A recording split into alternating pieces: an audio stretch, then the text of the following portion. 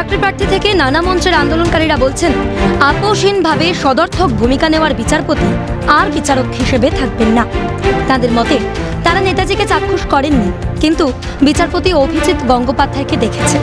তারা ন্যায় বিচার পাওয়ার আশাও করেছেন বিচারপতি গঙ্গোপাধ্যায়ের কাছ থেকে।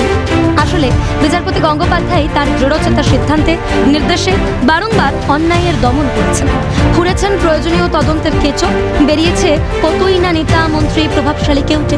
একটু একটু করে যখন আরো বেশি আশার আলো দেখছেন বঞ্চিতরা, ঠিক তখনই রায় না মিলিয়ে দিয়ে অবসর নিয়ে নিলেন বিচারপতি গঙ্গোপাধ্যায়।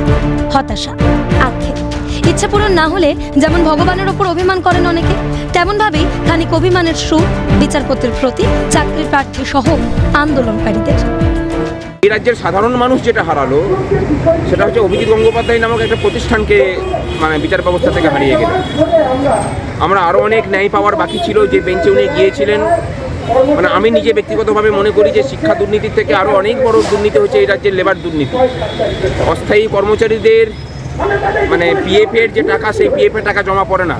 যদি এটা একটু খুঁড়ে দেখা হয়, একটু তত্ত্ব তল্লাশ করা হয়, কয়েক লক্ষ কোটি টাকা দুর্নীতি বেরোবে এখানে।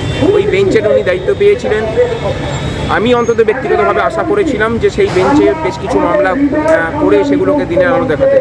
পরাধীন ভারতবর্ষের নেতাজিকে আমরা দেখিনি, কিন্তু অভিজিৎ গঙ্গোপাধ্যায় আপোষহীন লড়াই, মেরুদণ্ড সোজা রেখে তিনি যেভাবে লড়াই করেছেন, সেই নেতাজির আদর্শকে আজও আমাদের মনে করিয়ে দেয়।